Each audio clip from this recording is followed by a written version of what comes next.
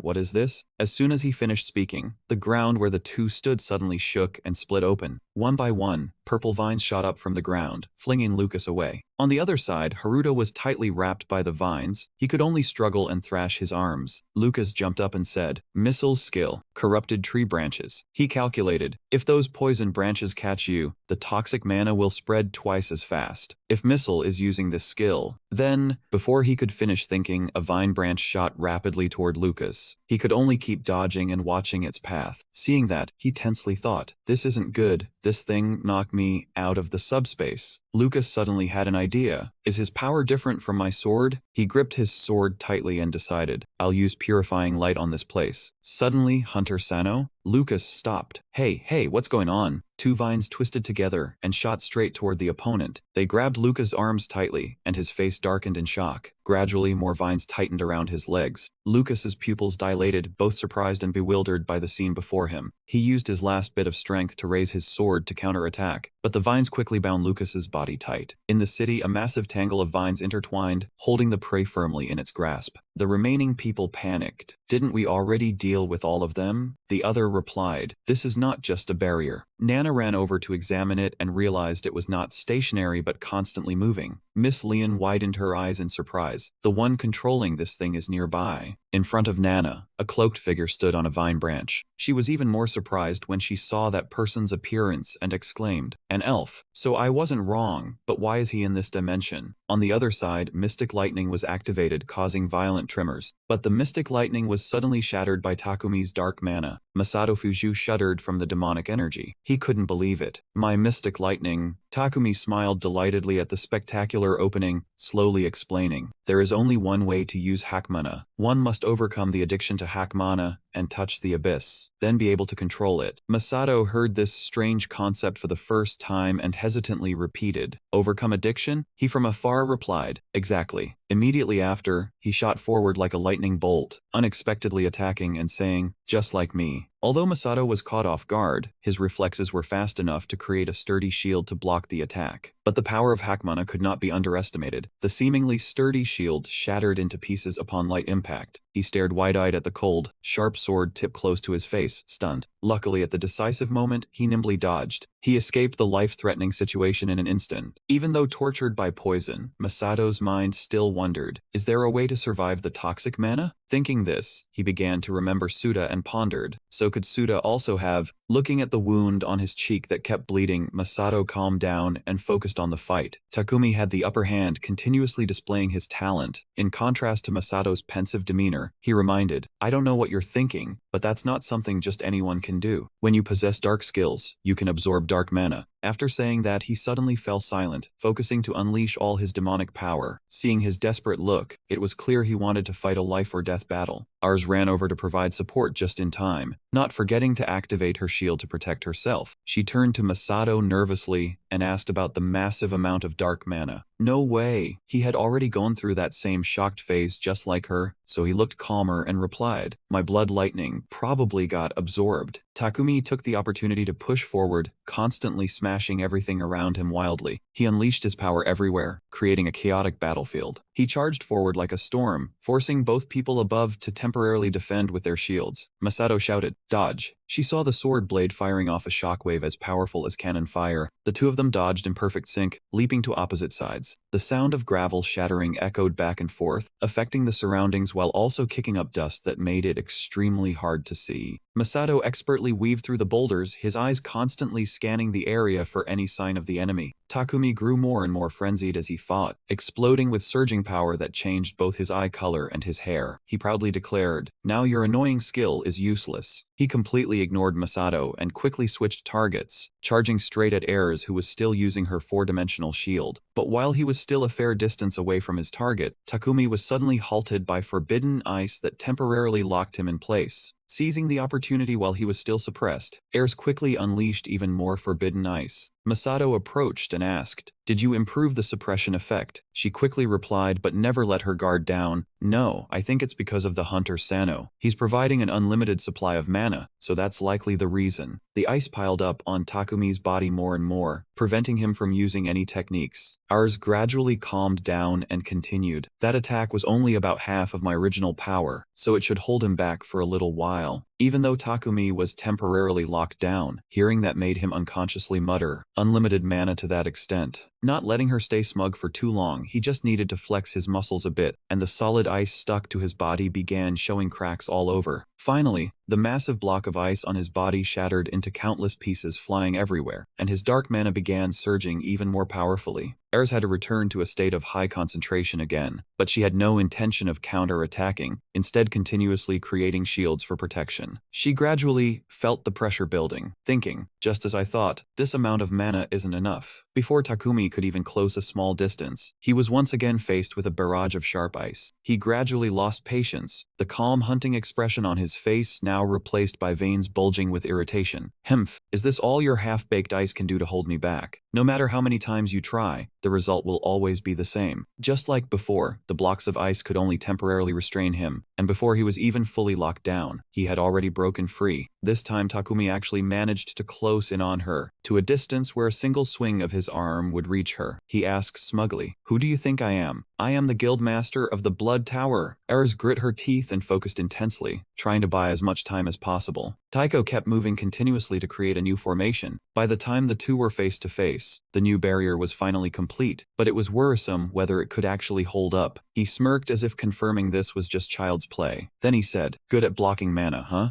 Looks like you don't know this yet, so let me educate you. Dark mana can absorb regular mana to strengthen itself." Takumi didn't need to punch hard to break through it. His sharp sword only needed to press straight into the shield, and the mana on his body suddenly grew even stronger. Ayers was startled to see the shield slowly weakening right before her eyes. The situation now was getting more dangerous by the second. Not staying stunned for too long, she quickly slipped her hand inside her coat and pulled out a treasure item. It would split into two. Instantly, streams of command runes flowed out wildly, surging forward, finally forming a barrier on a larger scale to continue resisting that unholy demonic power. Takumi sneered, "The power around me only surges more viciously, and yet another barrier appears. Is this your fighting style? How embarrassing, but has no combat power against dark mana." As soon as he finished speaking, he charged forward to prove it to her. The violent impact echoed thunderously through the sky. Ayers inside truly felt the immense pressure of this type of power. Watching the barrier she had just created shatter completely before it even warmed up, the sharp tip of the sword now pointed straight at her. At that critical moment of life and death, Masato quickly rushed in to save her with an attack. His blood lightning power was no pushover either. It erupted, displaying a destructive force no less than dark mana. Takumi quickly saw the streams of blood lightning rushing toward him and became absolutely furious at not being able to finish off his prey within arm's reach. Masato's power surged forward, carrying massive boulders along with it, feeling like just a touch would crush bones and tear flesh. Takumi struggled to retreat and defend himself, his sword moving skillfully in all directions without stopping. Ayers seized the opportunity to use her own power, setting up a new formation, as if determined to end this battle once and for all. The formation was activated, and she slammed down hard onto the ground, creating a massive crater on the road surface. The shockwaves, combined with ice spikes shooting up like a giant hedge fence, pushed Takumi back, catching him completely off guard. His smug expression vanished. Being suppressed on such a massive scale made it truly hard for him to stay alive. He unconsciously let out a cry. Ah! Finally, the battle reached its conclusion. He was helplessly crushed by the ice blocks from a position of superiority now firmly in Masato's hands. He walked up smugly and asked, "Isn't it a bit too early for the leader of an assassin organization to be beating his chest and calling himself a guild master, huh?" With his hot-tempered nature, Masato no longer had the patience or mood to keep mocking Kurosaki. He cut straight to the chase and said, "Shadow projection art, where did you get that skill? If you want to die peacefully, answer me now." Takumi looked up, still evasive and not answering directly. "You chased me all the way here just to ask that question."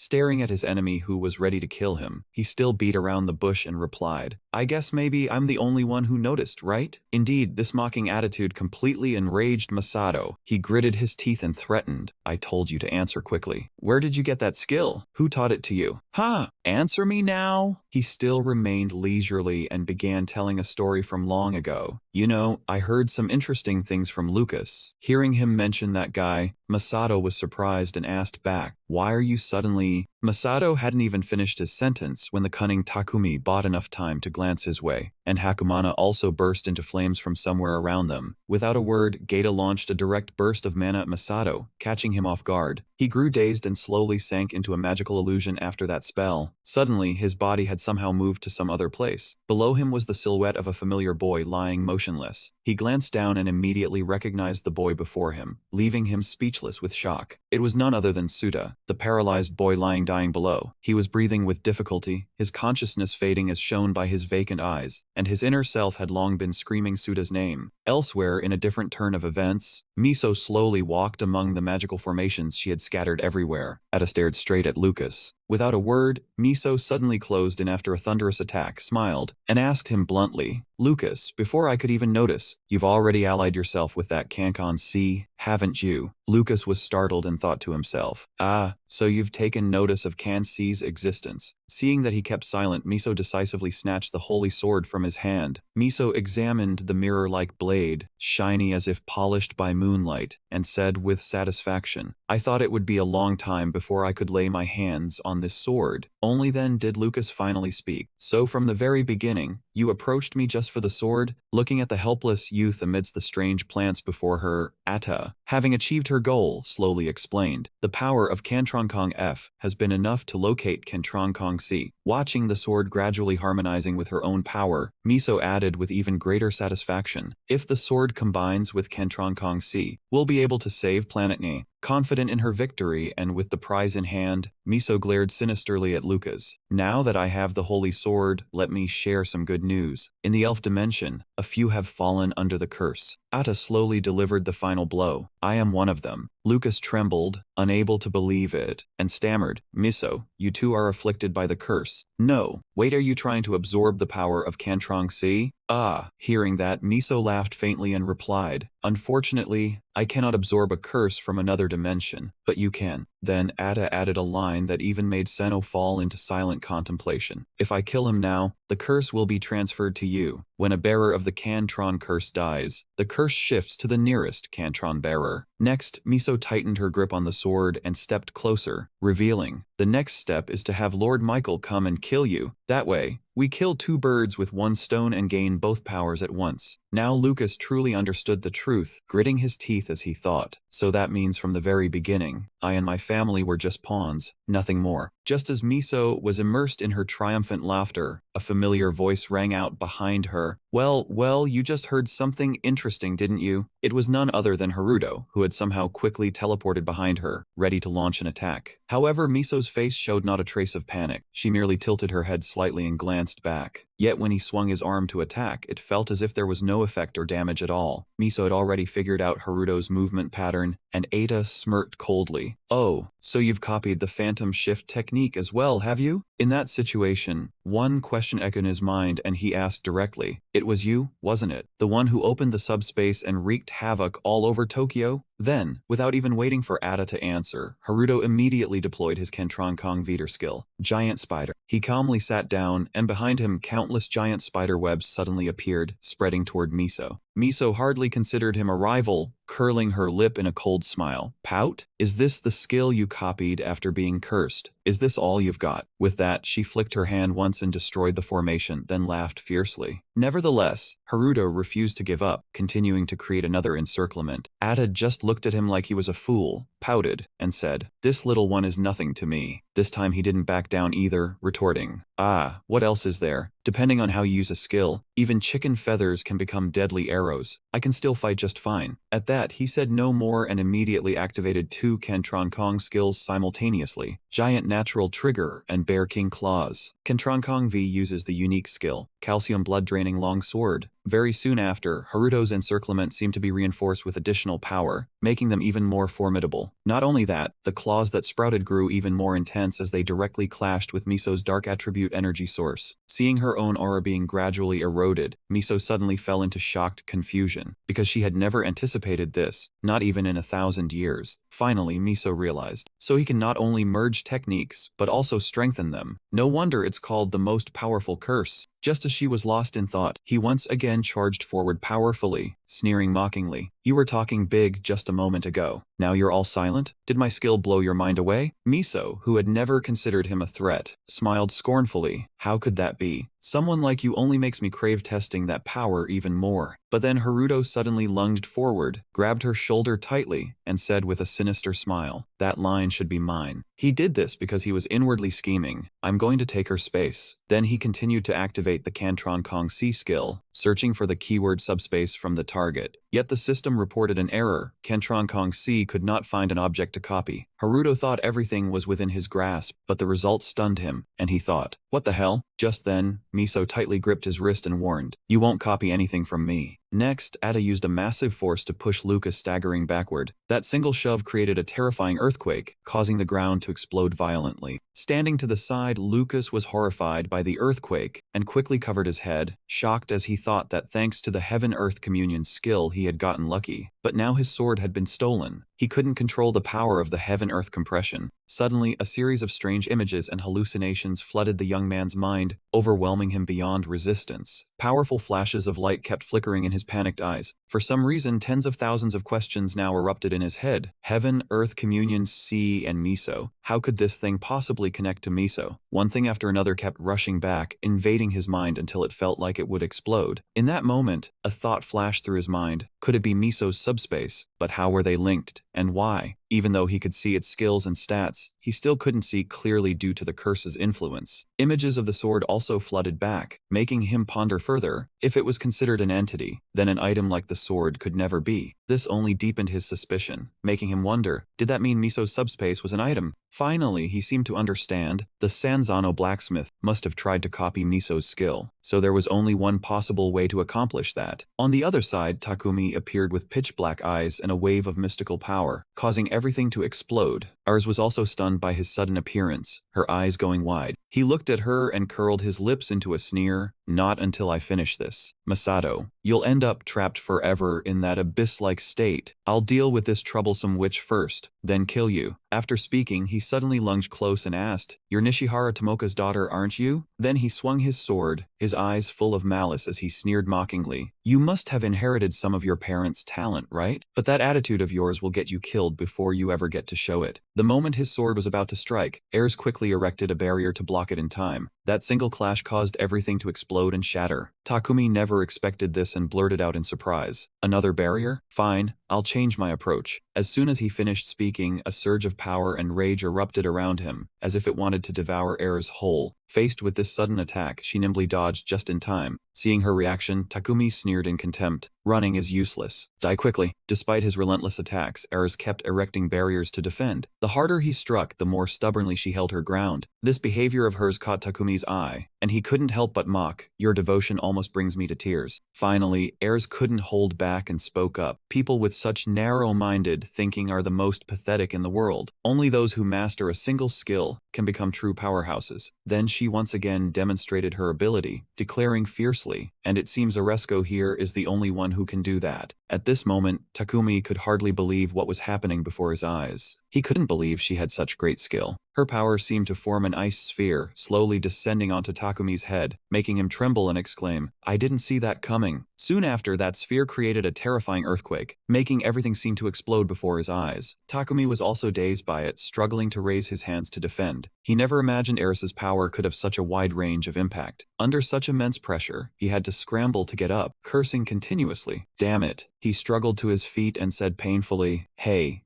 are you crazy to drop something like that in the middle of the city? There's a reason we let them live. Everything had spiraled beyond Takumi's control, leaving him wide-eyed in shock time again. Now Eris spoke frankly, everyone has already evacuated. There will be no casualties. Chairman Masato is just like me, he's also the best at one thing. One surprise after another, Takumi couldn't believe his ears and stammered, Huh, what are you saying? Then he looked up at Masato, who seemed to have turned dark, and kept shaking his head in denial. Impossible, he never could have envisioned this scene and said in shock, There's no way you could have escaped from there. But the man's eyes grew even sharper, and his killing intent increased considerably. Takumi suddenly realized, wait, has he absorbed the heart demon? Hearing this, Masato didn't deny it and coldly declared, I promised I would personally end you. The moment he finished speaking, an earthquake erupted, plunging the surroundings into the dark power of Masato. After taking a heavy blow from Masato, Takumi fell flat on his face, blood streaming from his mouth and head. After launching the attack, Masato still seemed unsatisfied, his killing intent radiating from his body like a storm of mysterious blue, his eyes blazing red with fury. Seeing him silent for a long while, Eris broke the silence. Didn't you have something to ask Takumi? He replied in a cold, murderous tone. It's fine, I already got the information I needed. Pushing me into the heart demon was a huge mistake. Masato's body suddenly emitted a purple light, and he seemed to suddenly understand the truth, thinking that he had found a clue to escape the Hakmon addiction from deep within his mind. Masato reasoned that the key was the dark skill and how he had once mastered it in the past. Shirosaki Masato Suda held the forbidden magic book and said to his older brother, Brother, I'm going to start training this skill. What do you think? He tried to persuade that it was a dark skill, but if he learned it, it would definitely be very useful. But he immediately objected. Stop it, using dark skills is very dangerous, you know? Hearing that, he was a little sad, glanced at the book that emitted a strange attraction as if urging him to explore its contents, then gently retorted, But I don't see anything wrong with learning it. If I don't have Harkmana, how can I use skills? This is a matter worth thinking about. Masato reflected, silently appreciating his younger brother, whom he trusted and was proud of, because Suda was smart, so he was sure that he already had some dark skills, and must have found a way to overcome the dark mana craving after making him return. Masato's body was enveloped by a red circle. He turned to Eris and said, Miss Eris, let's go meet up with Haruto's hunter group. We need to end this situation as soon as possible. She curiously asked back, What did you see in the inner demon? Masato smiled mysteriously, his eyes full of meaning, said, I'll reveal it to you later. Suddenly, in a moment when everything seemed to end, Masato shot up into the seam, his body rising with cold, sharp eyes like two blades, reflecting cruel light, no trace of anger. Instead, there was alertness and a strange surge of momentum. He gave a cold smile, having found hope and positive potential. Over here, when Haruto appeared, flashes of purple and blue light burst, fragments flew everywhere, dust and debris created a chaotic scene. He gripped the sword in his hand tightly, his eyes full of hatred, using all his strength to deliver a powerful, merciless blow toward Miso. But the opponent didn't stay still, quickly striking back, neither willing to give in. Miso was not afraid, did not step back, instead raised her voice in contempt, mocking Haruto. That troublesome skill of yours, let me seal it for you. Suddenly, she struck right under Haruto's feet, catching him off guard. The sword emitted binding blue light mixed with mystical black-purple rays, looking extremely eerie. Haruto was now extremely tense, panicked, his mind in chaos, not knowing what to do, cold sweat breaking out, his body trembling, unable to stay calm. Miso sheathed her sword and looked at Haruto. Your dark skill has become useless because of the holy sword. Unable to suppress himself any longer, Haruto suddenly raised his voice and shouted, Then your skill is nothing more than that. Just as he was about to lunge forward fiercely, Miso, unusually calm, said, The nature of mana craving has been nullified, so controlling them is not a problem. He ignored those words, struck mercilessly. Everything around shattered. On Mitchell's side, he was also strongly provoked, suddenly overwhelmed. Haruto couldn't react in time, only able to brace his sword against the fierce waves of slashes to defend. Unexpectedly, the sword suddenly shattered into 100 pieces to his astonishment. Indeed, a common sword stood no chance against that other sword. The system displayed a prompt with content. Use the collision long sword. At this moment, the sword in his hand suddenly transformed into a black helixan sword with red stripes, looking extremely powerful. Miso's eyes widened, panicked as she looked at that sword. It was a replica of Frederick's sword. Haruto stood there, his eyes cold and confident as if he had foreseen everything, a slight smirk on his lips full of arrogance and satisfaction. He raised his hand, and in an instant, a golden light shot through the air, forming a streak like lightning perfect. Immediately, the dark and gloomy surrounding space was shattered, and brilliant light from the sword blazed up, illuminating a vast area. Miso held her powerful sword firmly, each swing cracking the ground, the blue light from the blade blazing like a challenge. Miso gave a cunning smile, her eyes like steel, and said to Haruto, "The long sword is indeed something else, truly terrifying power. Without this sword, you'd be in big trouble." He now, fueled by anger, yelled, "Don't think it's over just like that." Then Haruto leaped up, determined to strike with everything to take down his opponent. But it seemed his strength and the sword were of no use. Miso just watched and laughed outright. Her entire body seemed to be enveloped in a curtain of fire. Haruto stood dumbfounded for a moment, looking at the scene unfolding before him in confusion. Haruto's previous attack only affected the surroundings outside, completely not affecting Miso. From within that mysterious curtain of fire, a sword shot out in reverse. Instantly, a thrust went straight and deep into the left side of Haruto's chest. Blood gushed from the wound. He clutched his chest and fell to the ground. The elf Miso stood with a cruel expression, looking at Haruto in pain, and said contemptuously, "Even if your rank advances with many long swords, you still lack real combat experience." Then suddenly he stood up abruptly, as if remembering something. Haruto thought silently, "Space can still be used as a teleportation gate. I'm craving it more and more. What the hell do I have to do to copy it into a clone?" And then Haruto pulled out a mysterious green water bottle adorned with a turquoise strengthening gem. Ignoring the bleeding wound, Haruto took the potion bottle to his mouth and drank it greedily. The system then displayed, "Using high-grade potion will heal 100% of wounds." At this moment, strange green smoke rose from the wound, but Haruto's expression was not good, his brows furrowed in pain. Miso watched the scene and asserted, "That potion is made from holy power, so even if the user takes it, they can't withstand 100% of the damage caused by the holy sword." This is exactly the fearsome aspect of the holy sword. Seeing Haruto at a disadvantage, Miso immediately seizes the opportunity to attack. "Can you still copy anything now?"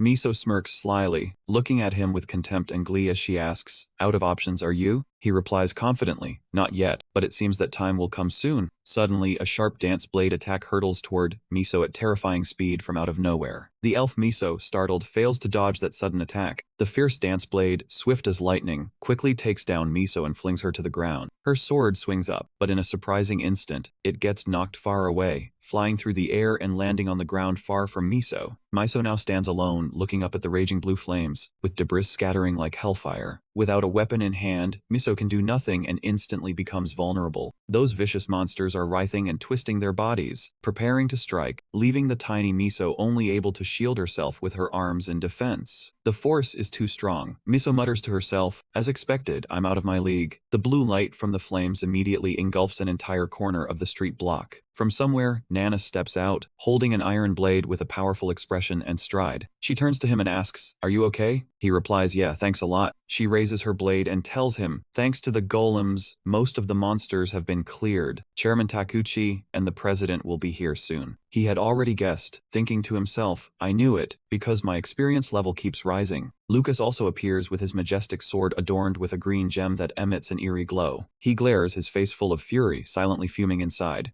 "Miso, I want you to pay for using my entire family as pawns." Miso's dark ability radiates throughout the space. Ada, witnessing Nanis's power, can't help but remark, "As expected of Hellfire, truly impressive, but let's see how long it lasts." Then Miso counterattacks his group. Nanas blocks Ada's attack and says, "Hellfire will have no problem destroying the corrupted tree." Miso, seeing her confidence, can't help but grow interested. "Is that so?" Nanas now senses something is off. Before she can react, Miso surrounds her with the corrupted tree. The corrupted tree then completely covers Nanas's protective barrier. Seeing that, Miso stands outside and smirks smugly. "Can you still use Hellfire now?" They thought Nanas would be easily defeated. A moment later, light emanates from within the corrupted tree, and she uses her dance blade to slash through all the branches. Nana steps forward and declares, "Oh, I don't only have Hellfire." Miso is quite furious upon seeing Nanas still not eliminated. At this moment, he also charges from behind Miso. "Don't forget about me." He lands a powerful blow right where she is standing. Both he and Nanas remain vigilant, on guard around them, because they know Miso won't be defeated that easily. And indeed, just then Miso steps out from the dust cloud through a spatial door. Miso then waves her hand and says, "Enough of this nonsense. Now this is the end." The ground around where he and Nanas are standing cracks and breaks apart. Beneath the earth, massive tainted flowers seem to rise up. The two of them are now completely surrounded by a multitude of such tainted flowers. Nanas tries to break the encirclement, but cannot. She leaps up and unleashes a decisive strike, Hellfire. The attack is so powerful that with a single move, the tainted flowers gradually disappear. But alongside that, some tainted flowers withstand the attack and begin to bloom. They bloom, releasing a dark pollen scent throughout the air. Nanas and Haruto quickly sensed the danger closing in on them. Both immediately covered their noses and went on high alert. Miso proudly declared that the dark mana released by the filth blossom was 10 times that of the filch tree, and that just touching it would instantly burn them with heat. The more the enemy attacked, the further the spores spread. Hearing that, he worriedly thought to himself, "Damn it, I should have copied the holy sword, even if it meant giving up the shadow shift technique." Just then, a pillar of light shone down from the sky, and Lucas appeared. He immediately activated his light ability. The blinding radiance from that ability quickly suppressed most of Miso's pollen in the air. Haruto and Nanas could now move, and they turned back to look at Lucas. Haruto was surprised to see him and called out his name in doubt. Miso saw Lucas and roared in anger. "Lucas, what the hell is this?" She shouted. "What the hell do you think you're doing?" After saying that, Miso summoned the filth tree to attack Lucas. Lucas didn't back down and charged forward to retaliate. "You're the traitor, so anything I do now is justified." He stomped over the pile of filth trees and lunged straight ahead. Seeing Lucas determined to destroy her, Miso threatened, "Don't you care about what happens to your family?" Lucas didn't care and countered, "From the very start, the holy sword and the curse wasn't I just a tool in your hands?" With that said, he closed in on Miso. Lucas used the holy sword and activated the divine spear skill. He kept stabbing at Miso, but she kept dodging. She blocked Lucas's blows with the filth tree and gloated mockingly. "How sad, even the holy sword's power can't scratch me." Lucas wasn't angry and jabbed back. "Normally that'd be true, but you said that subspace and the dark spirit are part of the grimoire. I'm really looking forward to seeing what happens when I stab you with the holy sword." Only then did Miso realize something was off. Lucas's sword grazed past Miso's face, startling her. "You're such a pain." Miso immediately countered, using the filth tree to unexpectedly attack Lucas. He couldn't dodge in time and was hit by the filth tree, getting knocked far away. The space behind Miso began to crack. She shouted in fury, "Such cheap tricks!" Nana still had strength and charged at Miso. "Looks like you have nowhere left to run. This is your end." Miso was surprised to see Nanas and thought to herself, "Damn it, if I get hit by Hellfire now, I'm dead." Nanas immediately used Hellfire to attack her. Miso didn't back down either, fighting to the last. At that moment, both Nanas and Miso were putting all their power into attacking each other. Haruto and Lucas stood by watching. Lucas spoke up, "Hunter Sano, you can't copy Miso's subspace, can you?" Haruto was surprised to hear that. Lucas explained that her subspace wasn't a skill, but an item, just like a sword. He continued, "The subspace is an item connected to another dimension, and Miso is an elf from that dimension." Nana stepped forward and asked, "Then, how does she manage to stay in this dimension? Even using the prison breaks to cross dimensions, staying still consumes a lot of mana." Lucas agreed. "Exactly, she has to pay a huge price. That's why I think she converted the skill into an item to make it easier to use. I don't know how she did it, but just using an item doesn't cost any mana at all." Hearing that, Haruto did his own calculations and smiled to himself. "So that's it. No wonder I couldn't copy it back then. I'd have to touch the item directly, but..." He asked Lucas, "Why did you suddenly decide to work with us? You were about to kill me earlier." Lucas sighed. "True, I did plan to kill you at first, but when you were pinned down by the filth tree, you didn't take my life. Even though doing so would have given you my ability, you didn't. This is my way of showing my attitude."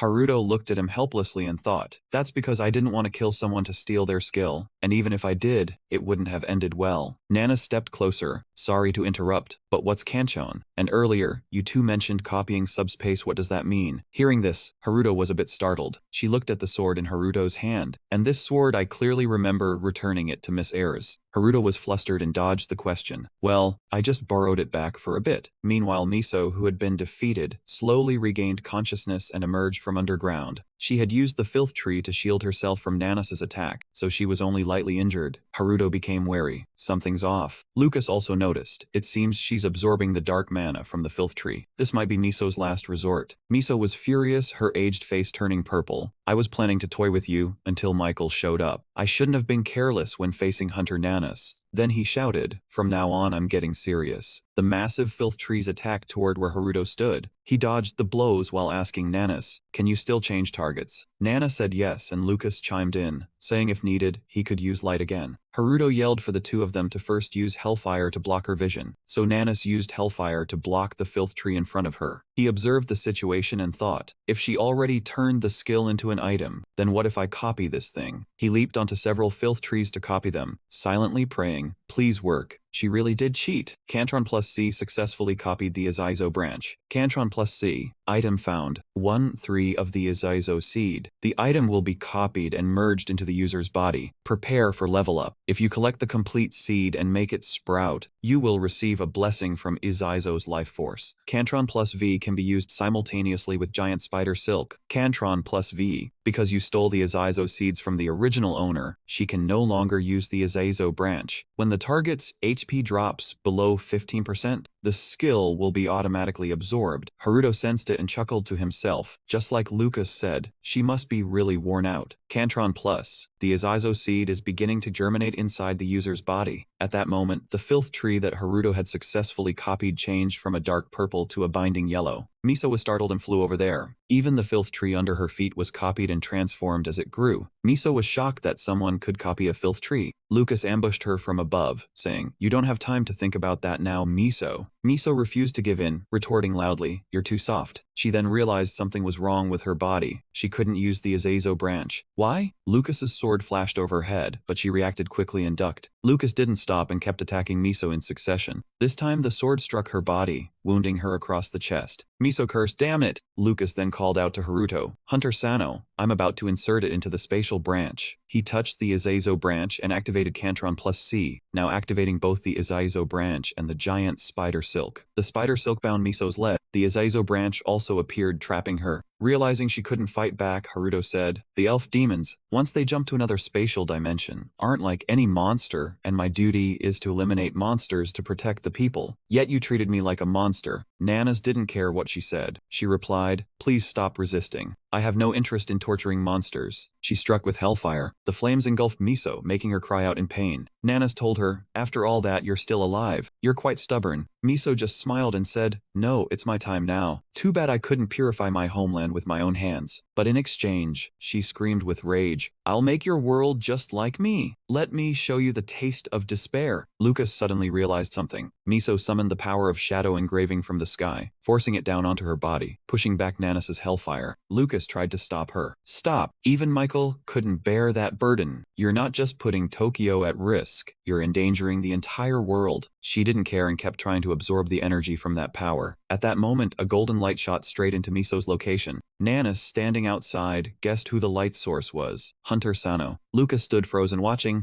Haruto had now entered Miso's inner consciousness. He looked around. So this is what the branch space looks like. And you turned it into an item? Haruto then touched it and thought to himself he just needed to copy it immediately. Under his control, the system now displayed that the Ctrl plus C command had successfully copied the subspace fragment. However, to execute Ctrl V, a space key was needed to open a spatial branch from another dimension. Continuing with the Ctrl plus V command, the display showed a notification about syncing the user's warehouse with the subspace, allowing retrieval of stored items from this space. Still the Ctrl plus V command, the system announced it when inserting a 3.5 scale space fragment into the subspace. After completing the operations, the young man chuckled to himself, thinking he could actually use it as an item storage. The system then announced two commands, Ctrl plus V level 3 and Ctrl V level 5. All copied items and skills were stored in the subspace regardless of durability. Haruto cheerfully remarked, delicious, and busily copied, telling himself that if he copied Lucas's holy sword into the space, he wouldn't have to give up the illusion shift technique. But suddenly a voice from behind startled him into alertness. Ctrl plus C really exceeded my expectations. The elf Miso lowered his head and said with a slightly surprised tone, I didn't expect it could also copy items from another dimension. Haruto, while thrusting his attack, replied, yes, even if it's just a small part of the object. Miso retorted bluntly with a darkened face, of course. Initially only a part of the subspace was brought here. He found it too troublesome and said, "Why go through all that trouble?" Miso raised his cold eyes, staring straight at Haruto. "It's not mine, as I said. It was brought to this dimension, stolen by the one who pushed my homeland to the brink of destruction, the self-proclaimed Spirit King, Grimoire." Haruto asked in confusion. "So to end this, I have to defeat that guy, right?" Miso laughed mockingly at the silly question. "Defeat? You want to defeat someone who single-handedly brought my homeland to its knees? I was extremely lucky that the space gate opened just before he could kill me, and I escaped to this dimension, sacrificing everything to bring a part of the subspace with me." After hearing that, he was puzzled. "Wait, so how could you turn it into an item?" Miso confidently answered, "By the power of the curse I received in my own dimension." At this, the young man's ears rang, and he gaped in astonishment. "What? Other dimensions also have curses?" Miso sneered with a malicious grin, his eyes steeled. "The curse ability I received is conversion." Outside the space, Nanis and Lucas held a blade and a sword in their hands. They stood stunned before the powerful swirling vortex, that so-called subspace. From within, a giant foot with thick, sharp claws protruded out. Wu emerged with blazing, killing intent, stepping out aggressively, lightning and fire streams running along his body from head to toe. Following him was a group of snow mountain golems, limping along. Shinoda Satoru arrived from somewhere, smiling and calling out loudly, "Sister, no, Hunter Nanis." Nana heard someone calling and turned around. Seeing it was Shinoda, she just smiled softly in greeting. Over there, Chairman Fuwa Tokuo was walking over holding a sturdy shield. Nana ran up to him, expressing gratitude. "Thank you for your hard work." He didn't accept the thanks, only reassured. "All the monsters in this area have been dealt with." But Gao stepped forward and said, "The other hunters should be strong enough to handle the remnants, right?" Masato and Ayers also walked over from the red circle, just hearing the question, and replied, "On the way here, we already took care of them." Seeing Masato appear, Nana asked him curiously, "Chairman Shirosaki Masato, how is Takumi?" He didn't answer her question, but bluntly said, "I wanted to capture him alive for the association's benefit, but he wouldn't obediently comply, so I sent him to the afterlife." Nana looked at his calm demeanor and his reply, just softly answered, "Oh," and thought to herself, "Chairman Shirosaki, it seems the aura around him has changed." She didn't ask anything further, just absorbed the necessary information. "Is that so? Thank you for your hard work." Satoru looked around and noticed one person missing, so he went over to ask, "By the way, where is Senior Haruto?" Upon hearing that, Nanas replied, "Haruto has..." She looked up towards that beam of light and answered, "Gone into the subspace with that elf. We are standing guard outside in case of worst-case scenarios." Satoru heard that and panicked, asking anxiously, "So that means Senior Haruto is in danger?" Nana found his disrespectful tone a bit irritating and thought, "This kid better not talk to me as an equal while on the job." But then she still reassured Satoru, "That elf is already in a dying state." Seeing the two talking, Lucas also came over to warn, "Besides Miso, we should close the subspace as soon as possible. Things beyond everyone's understanding will soon appear." Gao, upon seeing Lucas's arrival, immediately questioned, "Who are you?"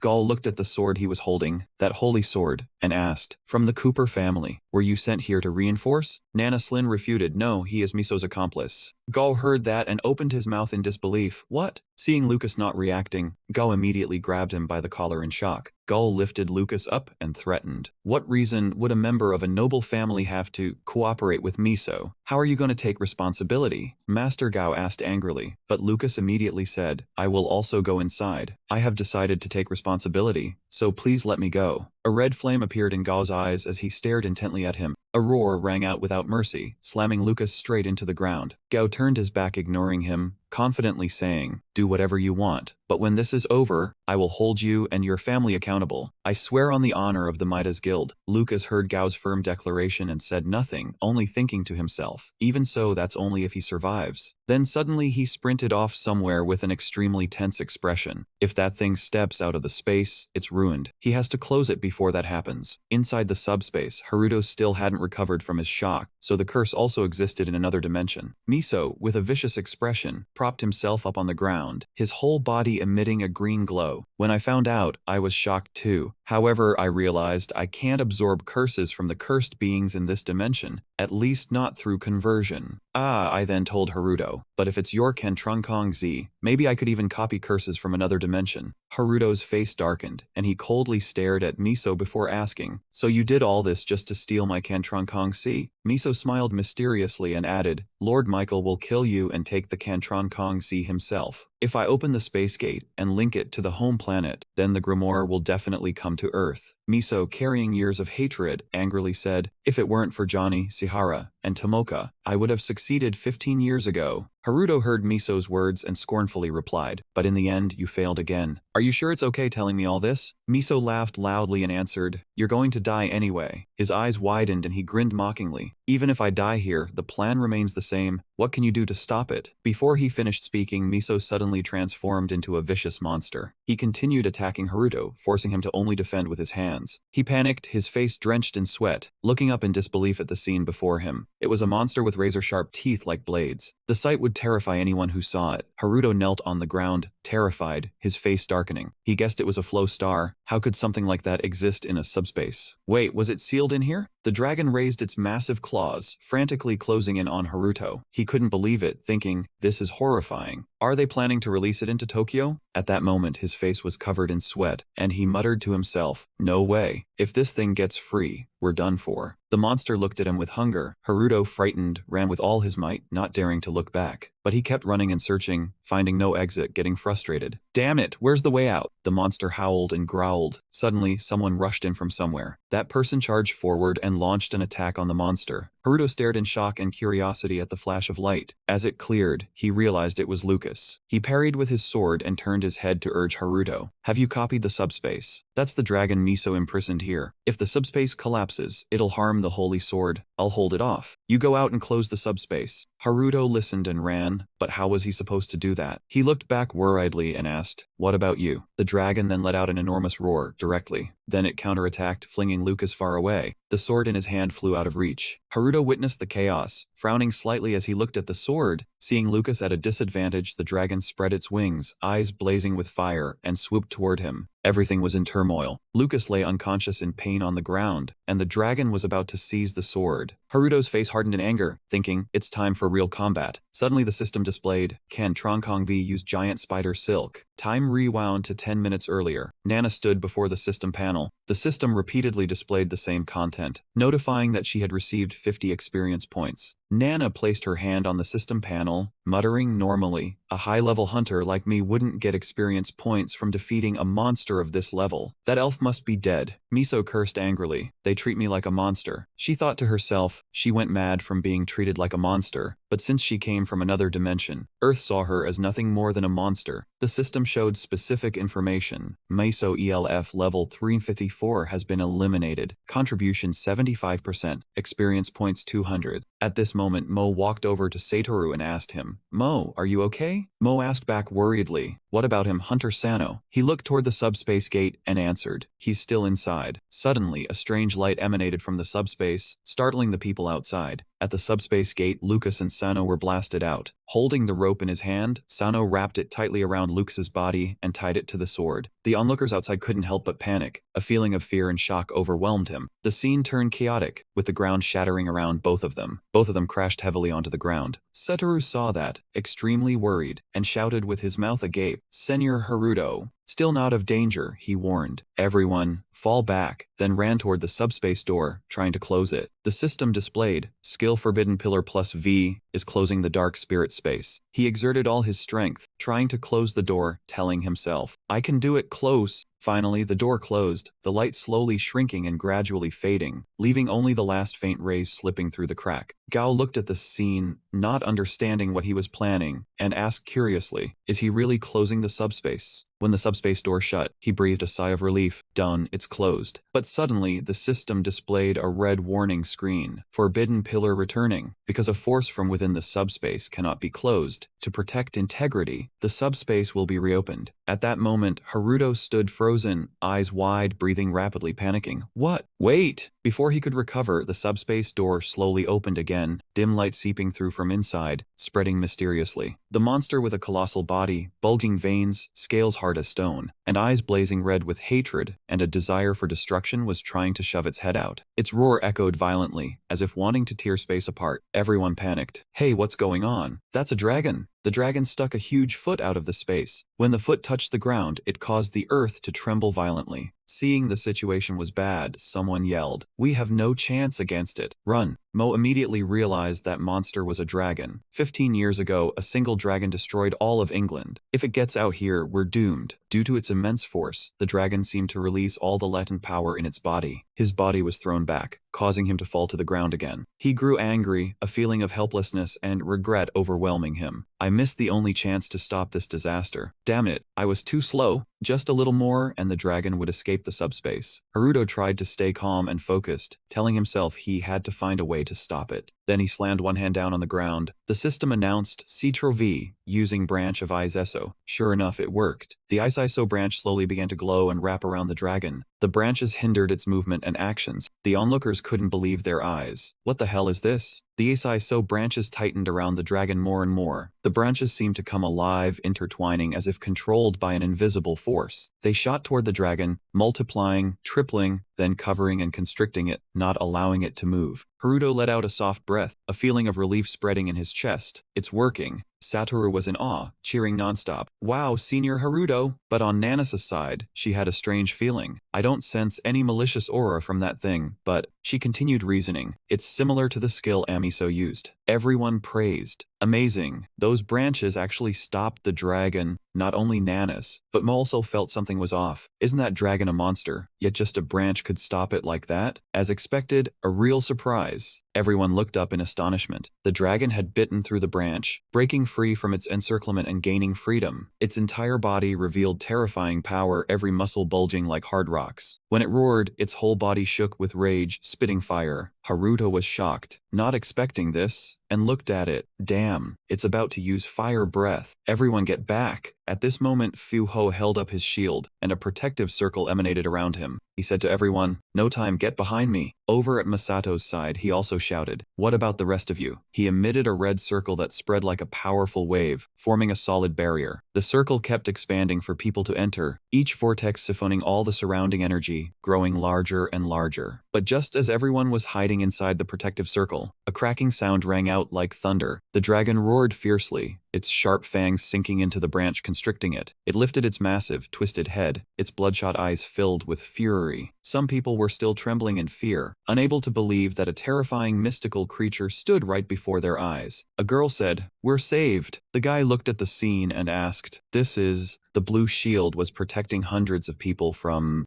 that malevolent force standing behind it. Standing safely behind the shield, the young man cheered. One section of Jinja got blown away, but were unharmed. Another added, "No wonder the chairman and president Shirosaki are so reliable." Just then, Setoru suddenly remembered Haruto and asked, "What about Senior Haruto? How is he?" Haruto sat dazed among the scorched trees, his head partially burned. He brushed off the blackened suit from the dragon's hot flames, still clinging to his clothes, then muttered in disappointment, "I couldn't stop it completely." Suddenly a voice startled him, but he had still managed to block that fiery breath, so it was something at least. Turning around, he saw it was Lucas and snapped angrily, "Lucas, who let you sneak in here?" Lucas replied innocently, "I just happened to be lying nearby." He was in just as bad a mood as Haruto, saying, "In the end, it's still alive. We need to evacuate the ordinary hunters first. Even S-rank hunters won't find it easy to deal with. Its scales are as hard as real dragon scales. Weapons and magic are useless against them." Then he stood up abruptly, annoyed, and said, "Ah, that damn Miso. He planned to destroy this place from the very start, didn't he?" Lucas replied, "He has a plan. Michael's curse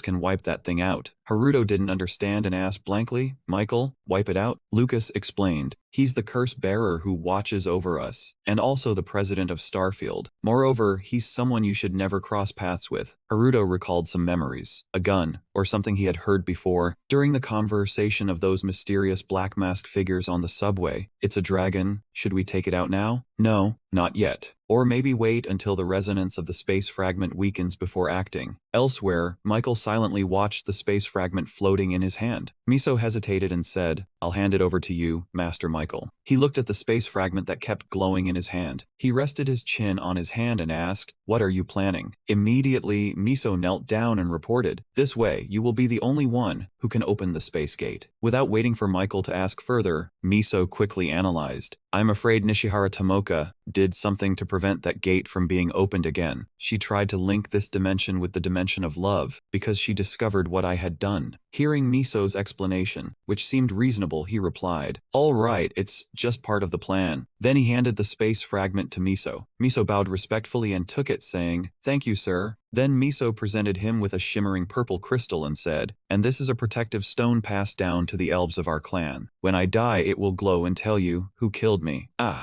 He thought inwardly, that will be the perfect moment for Master Michael to launch his plan. Elsewhere, the ground was blazing fiercely, thick smoke billowing everywhere. Kuijia, the strongest monster of the Rainbow Dungeon with its glowing red eyes, kept spewing fiery breaths. In the sky, a battleship fleet was flying and Masato sat inside. His face darkened. In his hand he held the purple crystal. From it, a beam of light shot down. It showed the image of the top 5 hunters in Japan. A thought crossed his mind: make sure the plan includes revenge for that person. On the other side, Kuijia kept attacking. Its roars echoed and the ground shattered. The hunters, gripping their swords, screamed and fled in panic. One of them exclaimed in shock, "That enemy is too powerful. We can't do anything to it." Suddenly, sizzling sounds erupted as black lightning bolts appeared and gathered. It was mystic lightning. Masato was casting a spell, and a thunderbolt crashed down onto Kuijia. The space fell silent, but the attack seemed to have no effect on it. It turned its bloodshot eyes toward him. Heirs behind him broke out in a sweat and spoke up. "Senzama, magic is completely useless." Masato glared at her in anger. "Then what, we just give up?" Ars Hill, with a serious expression, made a judgment. In this situation, physical attacks might be more effective, but the force is too great. At that moment, the monster seemed to go berserk, roaring and baring its sharp fangs. It attacked the small group of people holding weapons on the ground below. Faced with the deadlock, Masato grew furious. If ordinary hunters stubbornly push forward, the casualties will be huge. Damn it! If President Gao were here, he'd know how to control it. Where did he go? He turned his head, scanning for the man. One of the hunters shouted, "Hey, over there!" He pointed at a black, slimy pile and said, "Wasn't the president standing right there just now?" Another replied, "I thought so too." "No way. Did he melt? That can't be." He couldn't believe his eyes, looking at the shapeless ooze. The two trembled in fear and one said, "Did the fiery breath hit him directly?" The other doubted. "That's true, but..." Before he could finish, he seemed to realize something. The slimy mass suddenly started moving, squirming as if alive, then exploded. A person emerged from it, his eyes blazing red with rage. It was President Gao. He roared, "That damn lizard!" The two hunters from before cheered. "President, knew it. No way a breath attack could melt you." Gao looked at the monster, which had now completely lost control, constantly attacking the hunters. He threw a punch forward while exclaiming, "What a huge enemy." Suddenly hearing a noise, Gao stopped and turned to look. On the ground, the broken stone chunks from earlier were moving. Then they combined into golems, emitting strange noises. He stared at them speechless. At the same time, Nanis was still fighting, unleashing a fierce attack like a storm. Her attack shot straight forward, hitting Kuijia, but it only seemed to make it even more frenzied. Seeing the monster had charged right in front of her, she immediately activated a defensive skill. Using branches from the root source plus V, she conjured a massive spell. Instantly, countless branches sprouted from the ground in a bizarre manner. The giant branches wrapped tightly around the monster, squeezing without letting go. It roared, thrashing wildly, using its sharp teeth to snap each branch and break free. Haruto watched the scene and inwardly marveled. The branches weren't strong enough to hold it. Its HP had dropped by 25%, but using the Eternal Journal Dragon Sword was too dangerous. Lucas rushed over and suggested pushing it back into the subspace, but Haruto snapped, "If we do that, I won't be able to use my sword anymore." Lucas seriously insisted that they could take it down with the sword, but Haruto retorted, "I don't know what you're thinking, but that precious sword of yours, against it, it's no different from a toothpick, useless and dangerous." Having said that, he looked at Kuijia, clearly sensing that its power was far from ordinary. Lucas turned to expose him. "When we escaped the subspace, I knew you had copied the sword." Haruto's eyes widened. That was because the root source plus V auto-activated. Lucas looked away and smiled. "I don't blame you. Without you, I would have died along with the sword. I owe you one." Haruto gave a forced smile, drenched in sweat, feeling this misunderstanding had gone too far, so he changed the subject. "Well, we're standing here talking, what else are we going to do?" Lucas replied, "Use your cursed skill and copy the sword to turn it into a beehive. One strike isn't enough. But what if you had 10,000 swords?" At his words, the image of thousands of swords raining down on the monster flashed in his mind. This proposal surprised Haruto. He inwardly praised, "That's a solid idea. But how do we push it into the subspace?" He turned to ask, but before he could finish the sentence, he noticed something behind him. Haruto turned around and saw Gao standing there, his massive frame. He spoke, "Hunter Sano, lend me your golems for a moment." Haruto was surprised. "Chairman Takuchi, what are you planning to do with them?" Gao was silent for a moment, then replied, "I'm gonna make those who dared point a sword at me pay a fitting price." Having said that, he looked at the monster with murderous eyes. Haruto still didn't understand his intention, thinking to himself, if we use golems, can they actually hurt it?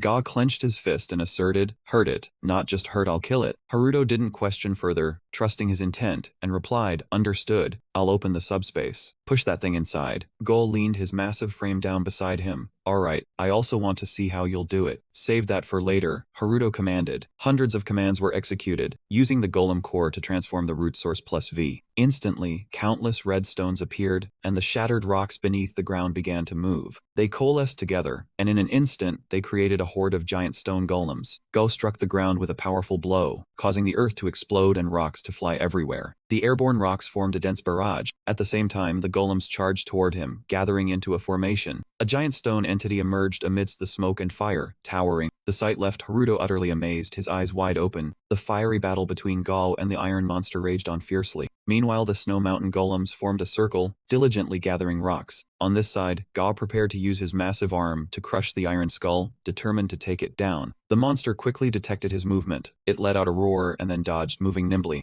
Gao missed his punch and roared in anger. Wait right there. Then he used 100% of his power and unleashed a heaven-shattering punch. Gao aimed directly at the monster's head and punched deep, making its face twist to one side. Masato, standing inside the protective barrier, couldn't help but admire. That punch was intense. Haruto, standing nearby, thought to himself, stone armor, that's a perfect combo with Golem. I've got to copy that skill later. The monster quickly recovered and glared angrily at the one who punched it, its eyes blazing red. Gao inwardly marveled. So one punch isn't enough, huh? Then he decided to add another. Haruto chuckled softly, thinking that everything was going according to his plan. Then he immediately issued a command, signaling the entire team. The pile of rubble in front of him suddenly exploded, making the dragon flinch. At the same time, a group of snow mountain golems descended from the sky, shouting loudly. They yelled and then charged straight into the dragon's mouth. The enraged dragon bit down, shattering the golems into pieces. Haruto gritted his teeth and said, relying on those brats, are you little subordinate? The golems inside the dragon's mouth struggled violently, and they actually created a massive explosion right inside its mouth. All that could be seen was stone dust from the golems gushing out of its mouth. The space was covered in a layer of white dust. With a loud boom, it fell down and passed out. Seeing this, the soldiers below cheered with joy. Their faces were filled with excitement. Those are Golem Hunter Sanoa's golems, we should thank them. Hearing those words, Gao looked at Haruto with ill intent. Hunter Sano, so he easily handed over those golem brats. Because of this plan, Haruto was still unaware. He was lost in thought, but an attack of this level isn't enough to deal real damage. Suddenly, he sprinted forward. I need to send it into the subspace immediately. Meanwhile, the soldiers were cheering each other on. Now we can defeat it. Keep attacking. Haruto approached, creating a magic circle. His hand immediately executed a subspace technique from the dark spirit. Behind the dragon, a space-time gate opened, crackling with purple light and terrifying lightning. The panicked soldiers exchanged glances. Why is this space opening? Is another monster about to appear? Haruto reassured them. Don't worry, I'm just opening a space to shove the dragon inside. The soldier nodded. I see. Haruto looked at the guild master and asked, can you land another punch? Seeming surprised by the question, he answered honestly, all my golems have self-destructed, so it's hard for me to deal the same damage as before. A look of worry and caution appeared on Haruto's face. He hesitated. Should I copy and paste more golems? No. If I want them to be as effective as before, the new golem's level is still too low. Suddenly, Nanas appeared from behind and she spoke up. What do you think about using Hellfire power? Haruto was startled. Hunter Nanas. Then let's go with that. At this moment, Mo also ran up urgently. We have to hurry and take advantage while it's unconscious. It's about to enter phase 2. Before they could act, the object behind them shook violently. The dragon stood up from its daze, angrily casting its fiery gaze down at the soldiers. Mo shouted, it's awake. Everyone run. As if answering him, it spewed a flame that seemed ready to burn everything. The soldiers now acted as if a seal had been broken. They fled in panic, leaving behind screams of despair. Nanas tensed up. At this rate, our side will be wiped out by the inferno breath. I need to minimize casualties as much as possible. Without wasting another second, she charged alone toward the dragon. This sight startled both Haruto and Mo. He shouted, Hunter Nanas. On one side, Tokuo commanded, all hunters, get over here. He had created a barrier to protect his subordinates. On the other side, the iron beast spewed a massive flame. Nanas charged straight at it, building up momentum as she rushed toward the dragon. Thrusting her sword forward, she waited for the power of the Hellfire sword to replenish. As soon as she finished speaking, an enormous surge of power erupted from within the blade. Two streams of light, one blue and one red, clashed head-on. Nothing could be seen around them except fragments of rock flying wildly. The dragon belched a flame that seemed about to swallow Nanas as she watched in shock. The flame engulfed the entire building in a sea of fire. Seeing this, Haruto was both worried and furious. Damn it! He performed a series of techniques using the Phantom Shift branch art. The flame had directly swallowed Nanas.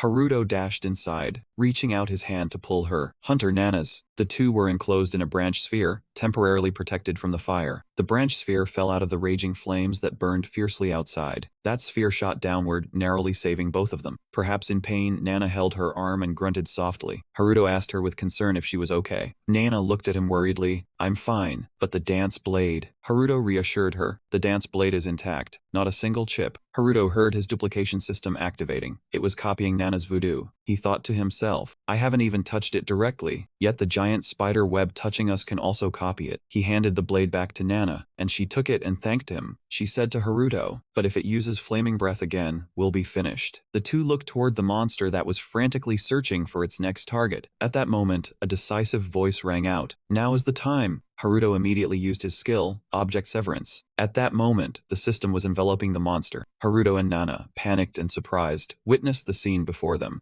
Haruto's vision darkened, thinking, what is this feeling? Before he could think further, the system started displaying more. Kyankun F, the owner has used Kyankun 10. Lucas looked at the streams of the system before him and immediately thought of a name. Michael, the leader of the multinational guild Starfield in Europe. Lucas shouted toward Haruto, get out of the barrier now. Haruto heard him and turned to look at him. Suddenly, a purple crystalline light from the system prevented Haruto from responding to Lucas. He turned his head forward, with only one thought. He had to bring Nana along too. The system continued updating Kyankun V using giant spider silk. It seemed that at this moment, the snake's speed and power exploded. Instantly, a source of crystallized dark energy enveloped it, the malevolent energy growing stronger, causing the center of Jinja District to explode, revealing a deep crater. Cracks on the ground grew larger, along with the lingering dark energy. The explosion drew significant attention from the citizens. A soldier looked down, speechless with shock. What just happened? A brown-haired young man suddenly spoke up. A deep hole suddenly appeared in the center of Jinja District. Tukuo frowned and said, who did this? Suddenly, a voice cried out, sister, which immediately caught his attention. Nana lay on her back on the ground, coughing up blood. Haruto and Satoru rushed over, but just by looking, they knew they were too late. Nana had lost her right arm, blood was gushing, and she was in critical condition. Tukuo emerged. Shirosaki, Masato, RS Hill, Lugat. Morgan and everyone else simultaneously looked in one direction, with expressions of astonishment and fear. Satoru was terrified, tears welling up, looking at Nana, wanting to speak, but unable to form words. Ah, your arm. A passerby looking down from above stammered in fear. Her right arm is gone, the girl next to him added, but it seems she's still conscious. Satoru grabbed Haruto's shoulder, speaking loudly but with a trembling voice. What happened to my sister? That's right, Sarah can heal her, can't she? Haruto replied urgently. Yes, I'll go find her right away.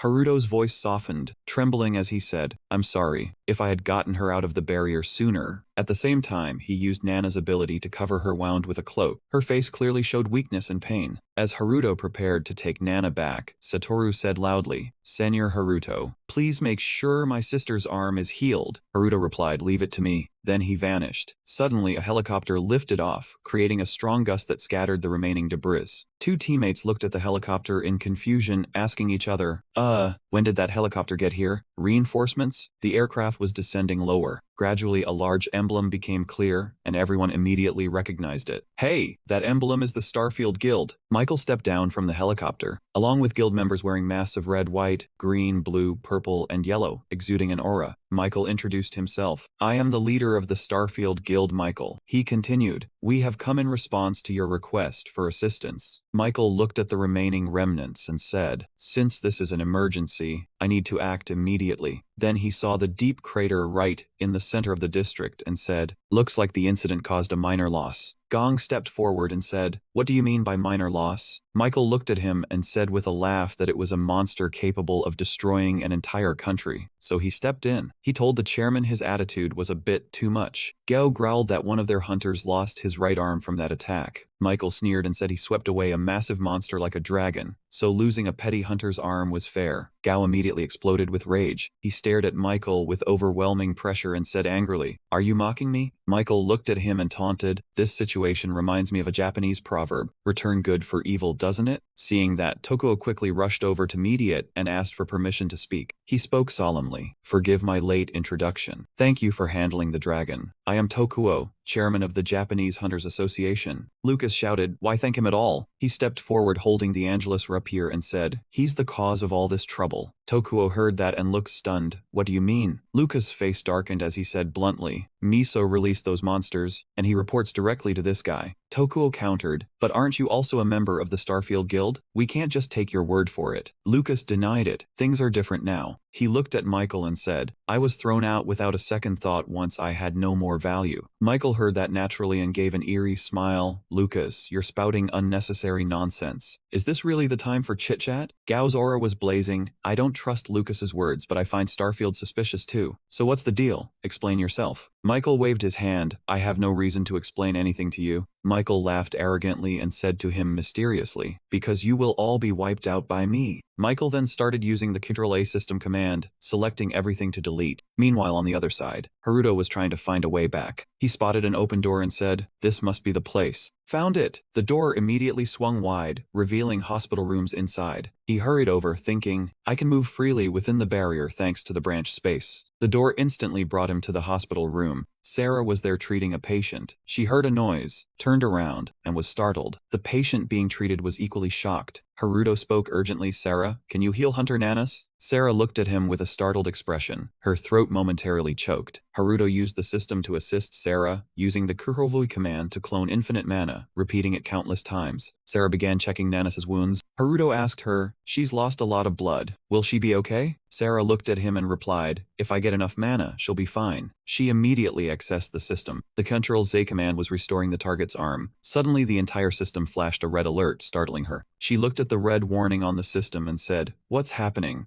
The system window announced, Ctrl-Z, an item deleted by Ctrl-X cannot be restored. She turned to Haruto and said, I'm sorry, which made him suddenly jolt. Her face paled, betraying undisguised panic. She trembled and said, it can't be restored. Haruto felt like exploding. Why? She didn't know the exact reason either. The window just appeared saying it can't be restored. He realized belatedly that this was caused by a Ctrl-X wound, so Nana's condition was now extremely critical. Even breathing was difficult for her. Sarah couldn't continue treatment and could only deduce. So there are other people out there with Ctrl skills too. Haruto still hoped for a miracle.